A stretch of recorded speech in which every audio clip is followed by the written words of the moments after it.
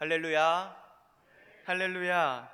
이 저녁의 말씀 앞에선 저와 여러분의 이 귀한 자리, 축복하는 자리, 그리고 함께 기도를 결단하는 자리, 그리고 사역을 결단하는 이 자리 가운데 하나님의 임재가 뜨겁게 경험되어지기를 간절히 소망하고 축복합니다.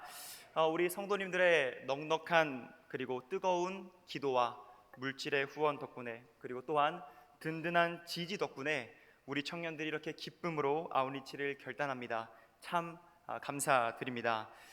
우리가 가는 베델교회 담임 목사님께서 우리 청년들을 초청하는 영상을 오전 예배 때 다 보셨으리라 생각이 됩니다. 베델교회 담임 목사님께서 부임하신 지가 3년 정도 되셨습니다.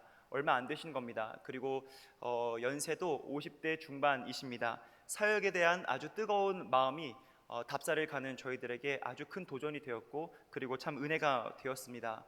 목사님께서 참 어려울 때에 그 베델교회에 임지를 이제 가셔서 사역을 하시는데 100여 명 되는 마을 분들에게 복음을 전하고 교회가 무엇을 그분들에게 해드릴 수 있을까 고민을 정말 많이 하고 계신다는 이야기를 듣게 되었습니다. 그 찰나에 하나님께서 이끄신 것 같습니다. 저희가 이제 그곳에 가서 목사님께 저희가 이곳에서 이렇게 섬길 수 있는 기회를 허락해 주시겠습니까? 말씀하셨을 때 하나님께서는 정말 이 목사님의 마음 가운데 정말 귀한 은혜를 부어주셨고, 그 은혜가 답사를 간 저희들에게 고스란히 전달되는 대답을 해주셨습니다.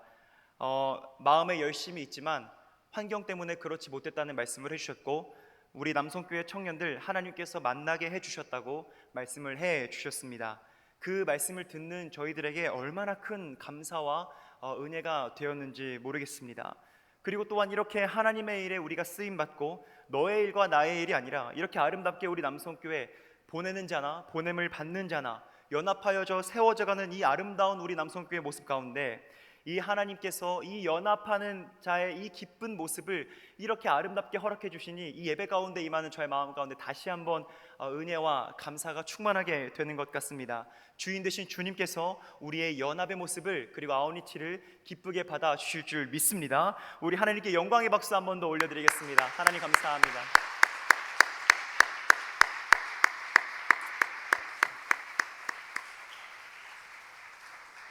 몇 년 전에 SBS에서 개명 신청을 한 사람들의 이름과 사연을 소개한 적이 있었습니다.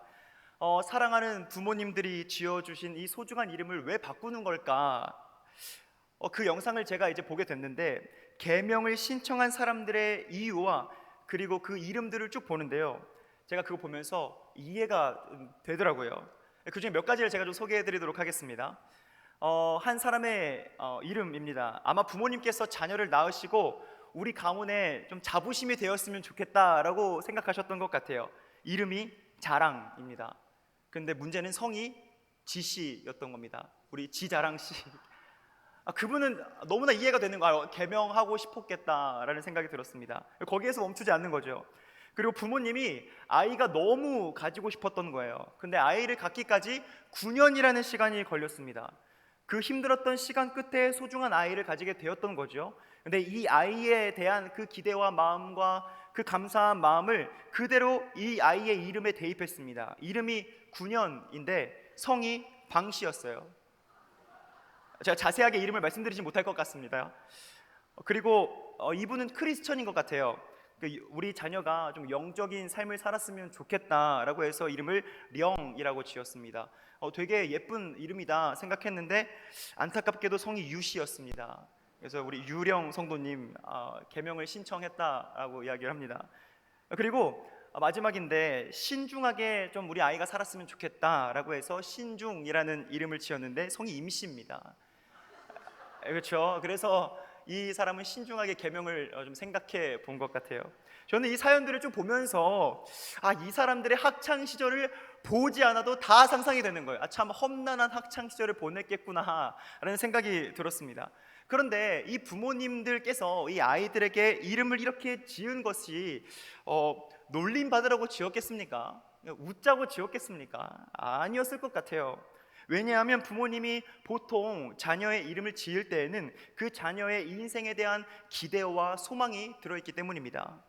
우리가 각자 가지고 있는 이름에도 뜻이 있고 여러분 이유가 다 있지 않습니까? 저는 여호와 이레입니다. 하나님께서 예비하신다라는 뜻이 있는 거죠. 하나님께서 저의 삶을 예비하셨다는 그 믿음으로 저희 할아버님께서 이름을 지어주셨습니다. 이렇듯이 우리 모두에게는 다 이름이 있고 뜻이 있고, 그리고 그 이름 안에는 부모님의 기대와 소망이 담겨 있는 겁니다. 그런데 여러분, 우리에게 있는 이름들 중에 가장 중요한 이름이 있다라는 사실을 아십니까? 벌써 눈치채신 분도 있을 거예요. 오늘 말씀 제목에도 나와 있는 바로 그리스도인이라고 하는 이름입니다. 우리 옆에 앉은 성도님들과 이렇게 인사하면 좋을 것 같습니다. 당신은 그리스도인입니다. 그리고 한 번 더 인사하겠습니다. 어쩐지 정말 아름답습니다. 우리가 이렇게 밝은 모습으로 서로를 축복하며 격려할 수 있는 건 우리가 그리스도인이기 때문에 이 아름다운 연합의 모습을 하나님 앞에서 우리가 드러낼 수 있는 것 아니겠습니까? 사랑하는 여러분, 하나님께서 주님을 따르는 자녀들에게 붙여주신 이 그리스도인이라는 귀한 이름에는 분명한 하나님의 기대와 소망이 있는 것입니다. 그리스도인이라고 칭함받은 우리들은 그래서 우리가 평생 살아가는 동안 그 그리스도인이라는 이름값을 톡톡히 해내기 위해서 늘 기도하며 헌신해야 하는 것입니다. 우리의 생각보다 우리의 삶에 기대와 소망을 두신 하나님의 마음은 훨씬 더 크시더라고요.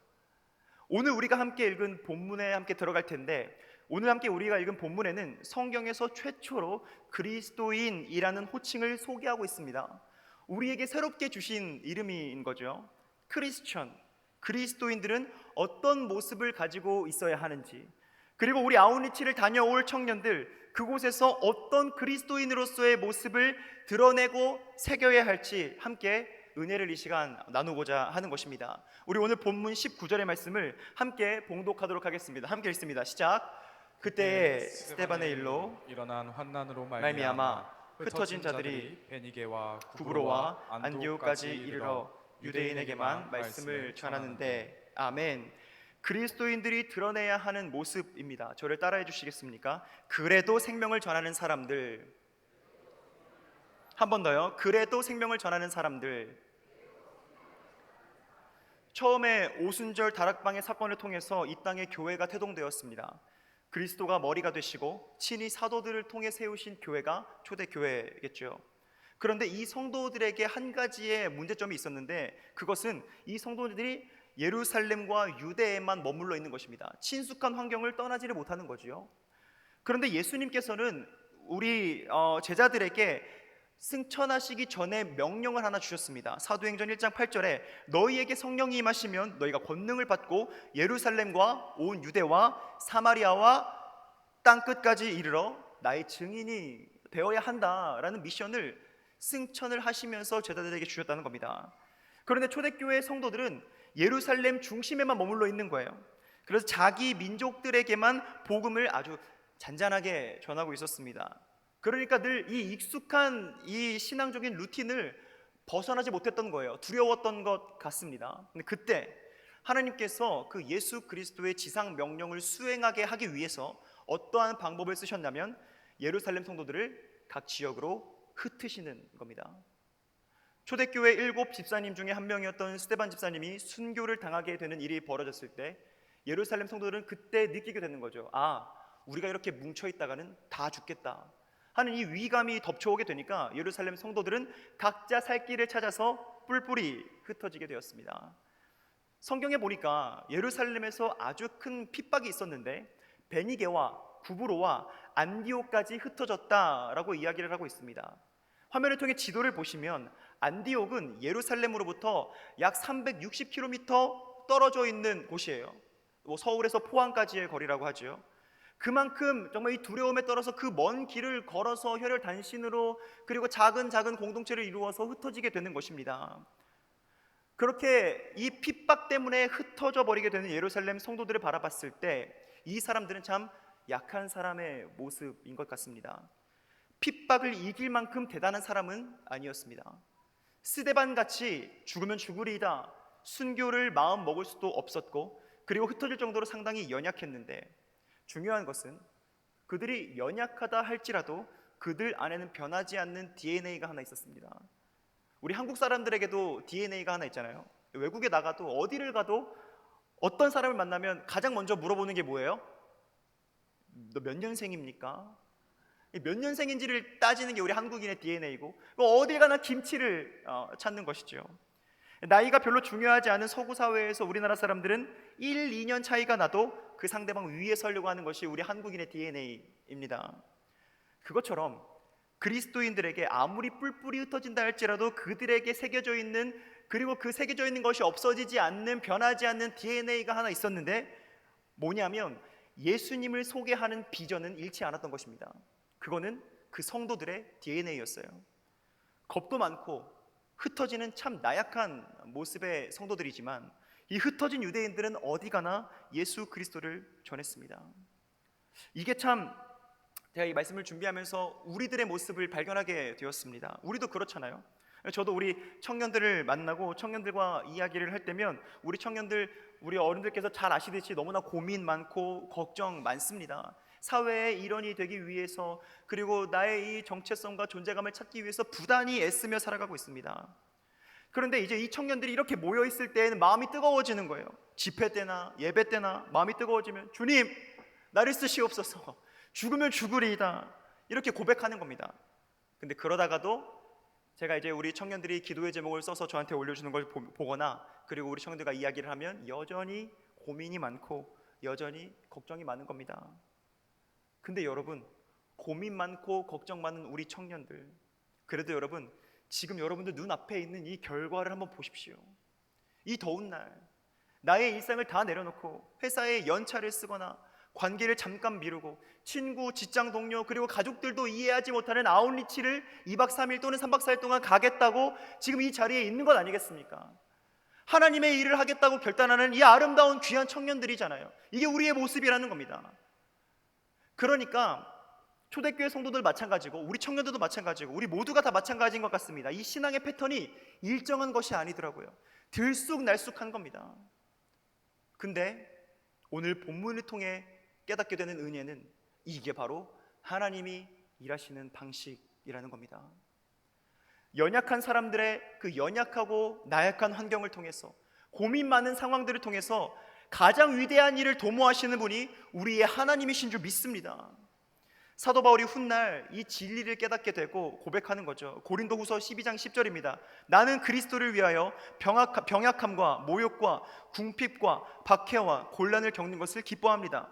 내가 약할 그때에 오히려 내가 강하기 때문입니다. 아멘. 내가 연약할 때 내 안에 성령께서 역사하신다. 나에게는 변하지 않는 DNA가 있다. 이게 바로 바울의 고백입니다. 흩어진 크리스천들 안에 계신 성령께서, 초대교회 성도들이 정말 이 아픈 마음을 가지고 뿔뿔이 흩어지고 있음에도 불구하고 복음을 전할 수 있는 능력을 그들에게 주신 것입니다.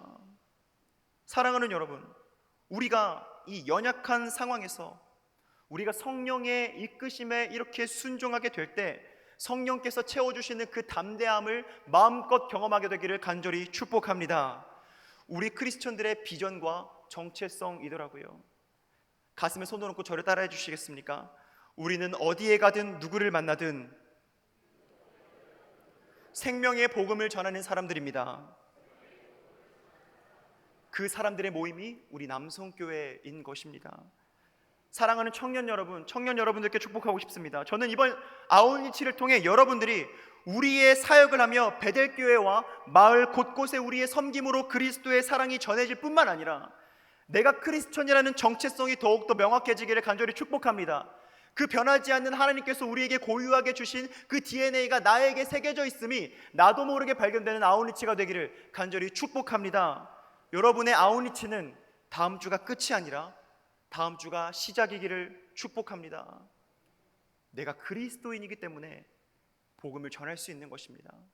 나의 정체성을 세상의 판단과 인정과 사람들의 칭찬과 세상의 박수에서 찾는 것이 아니라 내가 생명을 전하는 사람이라는 데에서 정체성을 찾게 되기를 간절히 축복합니다. 칭찬은 고래도 춤춘다고 합니다. 춤추게 한다고 합니다. 그러나 사람들의 칭찬에 춤추는 고래는 수족관에 갇혀있는 고래입니다. 하나님은 우리 청년들을 지으셨을 때 수족관 안에 고래로 지으시지 않으셨습니다. 망망대해를 마음껏 누비는 고래로 지으신 줄 믿습니다. 사람들의 평가에 흔들리지 마십시오. 하나님께서 우리에게 허락하신 그 생명 전하는 사역 가운데 발견되어지는 내가 그리스도인이라는 그 정체성 가운데 내가 살아갈 이유와 힘과 능력을 얻게 되는 우리 청년들과 성도님들 되시기를 간절히 소망하고 축복합니다. 여러분, 그러나 생명을 전하기 위해서는 희생과 포기와 헌신이 분명히 필요합니다. 예수님께서 그러셨듯이 말입니다. 우리의 생명을 위해 예수 그리스도께서 먼저 아웃리치를 행하셨습니다. 하늘 영광 다 버리고 이 낮은 곳으로 오셔서 사랑과 선행과 가르침과 치유와 기적을 통해서 우리에게 영원한 생명을 허락해 주셨습니다. 우리는 영생의 소중함을 모르고 살아왔습니다. 그런데 예수 그리스도의 아웃리치를 통해서 우리는 영생을 얻게 되었고, 우리에게 영생의 그 구원의 기쁨이 임하게 되자 그 구원의 소중함이 깨달아지는 것입니다. 우리는 그래서 그 예수 그리스도의 아웃리치 덕분에 우리는 행복 속에 누리며 살아가는 것입니다. 그런 의미에서 아웃리치는 봉사와는 다릅니다. 제가 우리 청년들 아웃리치 교육할 때 함께 나누었던 내용이기도 하지만 봉사와 아웃리치에는 분명한 차이점이 있습니다. 봉사 또는 일반적인 선행은 도움이 필요한, 그러니까 사람이나 교회나 기관이 먼저 사람들에게 도움이 필요하기 때문에 도움을 먼저 요청합니다. 여러분, 제가 여러분들의 도움이 필요합니다. 제가 여러분들의 선행과 헌신, 봉사가 필요합니다. 우리 교회 안으로 이 예시를 축소시키자면 우리 교회에 교사가 필요합니다. 성가대 찬양팀에 여러분의 섬김이 필요합니다. 여러분의 헌신이 필요합니다. 이렇게 먼저 다른 사람들이, 다른 단체가 먼저 콜링을 해서 신청을 받는 겁니다. 그리고 선정을 해서 섬기는 것이 우리가 보통 생각하는 봉사나 선행입니다. 그런데 아웃리치는 다릅니다. 누군가가 먼저 요청하지 않습니다. 우리와 베델교회를 만나게 하셨던 하나님께서 그러셨던 것처럼 우리가 먼저 직접 전화를 하거나 찾아가서 말씀을 드리고 부탁을 드리는 겁니다. 목사님, 혹시 저희가 가서 도울 일이 없을까요? 혹시 제가 도움이 될 일은 없을까요? 요청을 기다리는 것이 아니라 도움이 필요한 사람을 찾기 시작하는 데에서 우리의 아웃리치는 시작되는 것입니다. 그렇기 때문에 당연히 희생과 헌신과 포기가 마땅히 여겨져야 되는 것입니다. 사람들에게 기대하는 것이 아니라 예수 그리스도의 아웃리치의 수혜자가 우리이기 때문에 사람들에게 기대하는 것이 아니라 이 헌신을 받아주실 주님께 기대를 거는 것입니다. 그래서 아웃리치는 하나님을 향한 나의 신앙의 고백인 것입니다. 아웃리치는 사람들과 마을을 대상으로 하되 내가 하나님 앞에 단독자로 서 있다는 사실을 늘 깨닫고 명심해야 하는 것이 아웃리치 사역입니다. 예수 그리스도께서 그러셨던 것처럼 사람들의 반응과 사람들의 대가를 구하는 아웃리치가 아니라 주인이신 주님께 집중하는 거예요. 날마다 기도해야 합니다.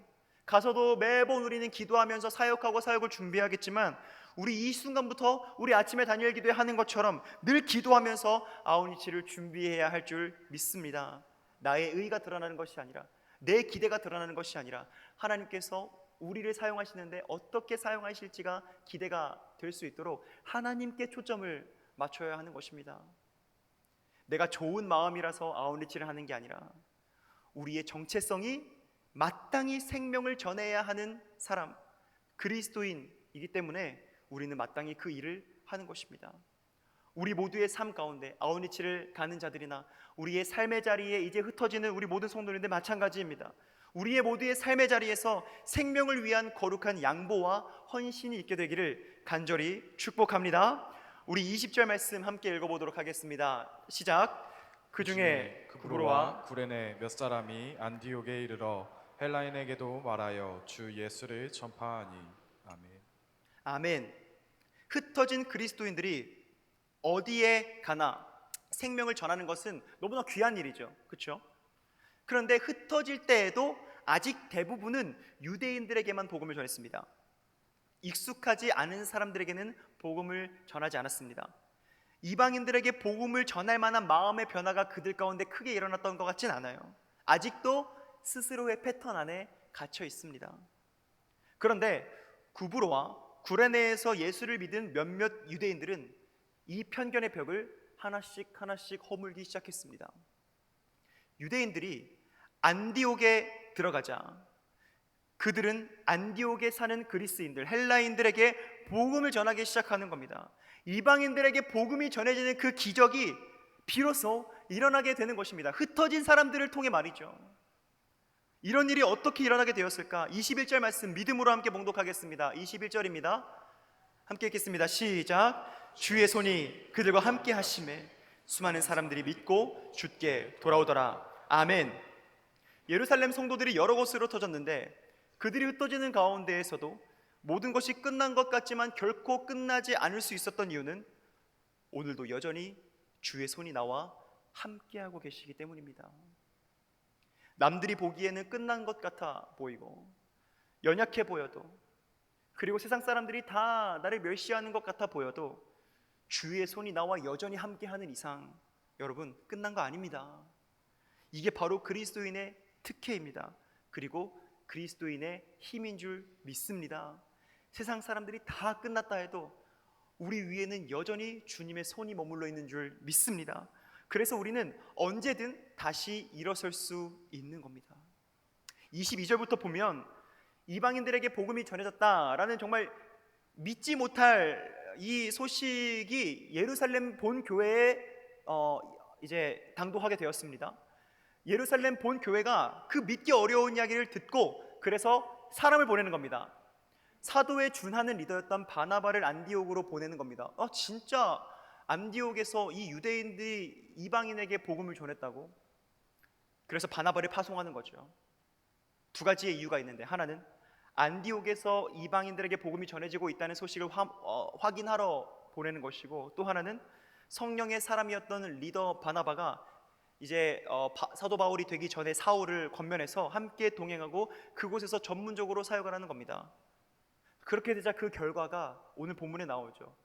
안디옥에서 큰 무리가 예수 그리스도인임을 자청하며 따르게 되는 것입니다.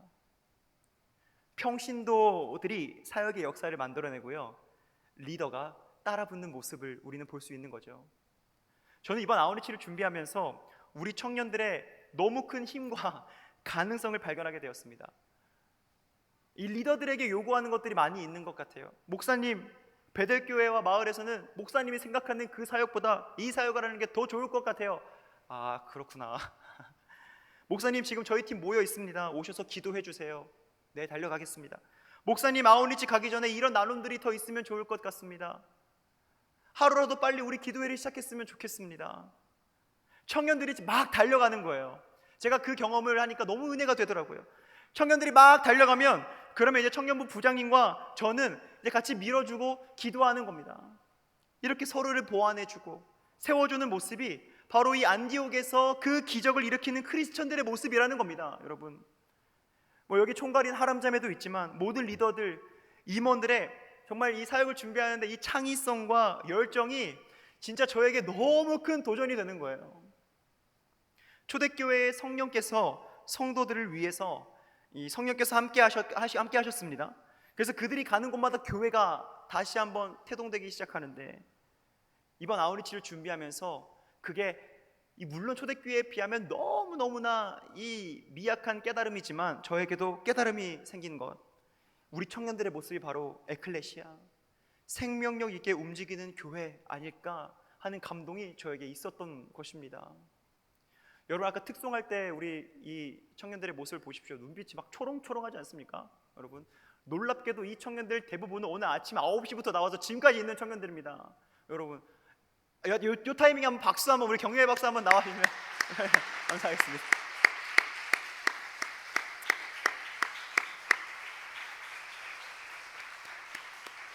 우리 청년들이 얼마나 창의적인지 모르겠습니다. 우리 청년들 얼마나 서로를 격려해 주는지 모르겠습니다. 얼마나 은혜를 나누고 기뻐하는 모습이 많은지요. 저뿐만 아니라 이 많은 우리 청년들이 느꼈을 것 같아요. 아, 나 혼자 사역하는 줄 알았는데 내가 혼자가 아니었구나. 동역자들을 발견하게 되는 겁니다. 세상에서 이 영적 유대감을 어떻게 경험할 수 있겠습니까? 우리 남성교회이기에 이 모습이 가능한 줄 믿습니다. 이 은혜가 함께 동역하는 남성교회 곳곳에서 발견되어지기를 간절히 축복합니다. 우리 26절 말씀 함께 읽어보도록 하겠습니다. 함께 읽습니다. 시작. 두 사람은 1년 동안 줄곧 거기에 머물면서 교회에서 모임을 가지고 많은 사람을 가르쳤다. 제자들은 안디옥에서 처음으로 그리스도인이라고 불리었다. 아멘. 평신도들의 사역에 리더인 바나바와 바울이 붙게 되자 예수 그리스도를 따르겠다는 그 제자들이 안디옥 교회에 크게 생겨나게 되는 것입니다. 그리고 그 무리를 보고 세상 사람들은 그들을 향해 그리스도인이라고 부르게 되는 것입니다. 저를 한번 따라해 주시겠습니까? 그리스도인은 예수를 따릅니다. 아멘. 안디옥에서 이렇게 주의 손이 함께하는 가운데 복음이 전해지면서 전혀 주님과 상관없었던 이방인들 중에서도 예수님을 따르겠다, 내가 그리스도인이 되겠다 자처하는 사람들이 생겨나는 것이고, 기독교 역사 최초로 유대인과 헬라인이 함께 신앙 공동체를 만드는 안디옥 교회가 세워지는 것입니다.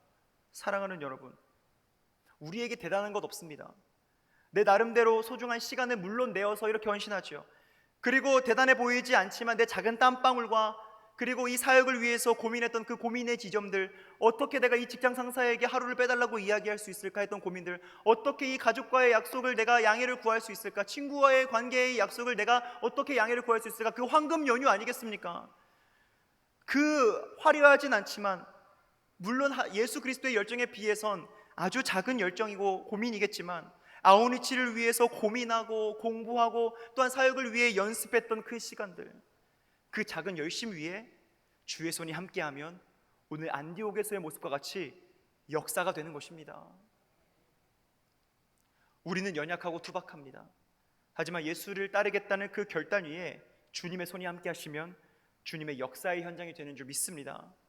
우리 진행팀의 고민에 주님의 손이 임하고, 환경보수팀과 우리 주방팀의 땀방울에 주님의 손이 임하고, 마을봉사팀의 그 사랑의 손길과 그 따뜻한 눈빛에 주님의 손이 임하게 되고, 전도팀의 그 대화와 미소와 따뜻한 말 가운데 주님의 손이 임하게 되고, 우리 마을음악회팀의 공연 위에 주님의 손이 임하게 되면 우리가 상상할 수 없었던 열매가 그 지역과 우리의 삶에 맺히게 될 줄 믿습니다. 이를 위해 기도해 주시길 바랍니다. 초대교회 성도들의 그 주님의 모습을 따르는 통해 사람들이 이런 말을 하는 거예요. 저 사람 봐봐, 저 사람들은 꼭 예수가 하는 일을 따라하는 것 같아. 그리스도인이야. 여러분, 그게 조롱의 의미이든 경탄의 의미이든 중요한 것은 당시에 그 사람들이 그렇게 변화되는 그리스도인들의 모습을 통해 그 전에 내가 들었고 보았던 예수 그리스도를 생각하게 되는 겁니다. 그게 조롱이든 경탄이든 말입니다. 축복합니다. 우리 사랑하는 남성교회 성도님들, 조롱을 당하든 존경을 받든 세상 사람들이 우리 성도님들의 모습을 통해 예수님이 생각나게 되는 역사가 일어나게 되기를 축복합니다. 그렇다면 여전히 주의 손이 나와 함께 하신다는 증거겠죠.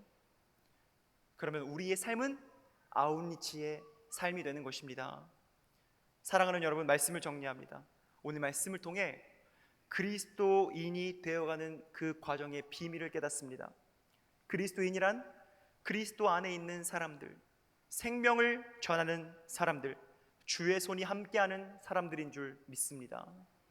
그 거대 도시 안디옥, 세속적인 문화와 성적 탐닉과 돈의 욕망과 음란에 빠진 그 사람들이 모여있는 곳이 안디옥이었는데, 그 안에 보화와 같이 구별된 존재들이 있었는데 그 사람들이 바로 그리스도인이라는 것입니다. 그러니까 그리스도인이라는 말은 지금 생각해보면 너무나 영광스러운 말인 것입니다. 사랑하는 여러분, 마지막 때의 징조가 너무나 많이 드러나는 지금 이 시대, 그리고 우리 청년들의 사회의 무대, 여러분들을 통해 사람들이 예수님을 생각하게 되기를 간절히 축복합니다. 여러분들 안에는 그 DNA가 있는 것입니다. 2000년 전에는 안디옥의 성도들을 하나님께서 그 일에 선택하셨고, 오늘은 우리 남성교회 성도님들과 우리 아웃리치에 임하는 청년들을 선택하신 줄 믿습니다. 우리의 이름이 바뀌면 우리의 삶이 바뀌는 겁니다. 그리스도인이라는 그 이름을 입은 우리들, 아웃리치가 우리의 연례 행사가 아니라 우리의 삶의 양식이 되기를 축복합니다. 그리고 부탁드리는 것은 우리 아웃리치를 통해 베델교회에도 그 그리스도인들이 늘어나게 되기를 꼭 기도해 주십시오.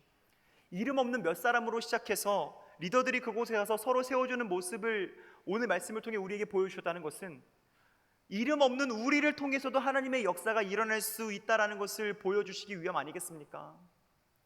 부족한 우리를 통해 일하시는 하나님의 일하심을 기대합니다. 성도 여러분, 우리 청년들의 아웃리치를 통해 하나님께서 준비하신 그 열매를 목도할 수 있게 되기를 함께 전심으로 기도해 주시기를 간절히 소망하고 축복합니다. 온 교회가 하나 되어서 우리 아웃리치 뿐만이 아니라 어떤 일에든지 주님의 일이라면 너의 일 나의 일이 아니라 하나됨의 역사를 일구는 우리 아름다운 그리스도인의 공동체, 주님 오실 때까지 든든하게 세워져가는 공동체, 우리 남성교회가 되시기를 간절히 소망하고 축복합니다.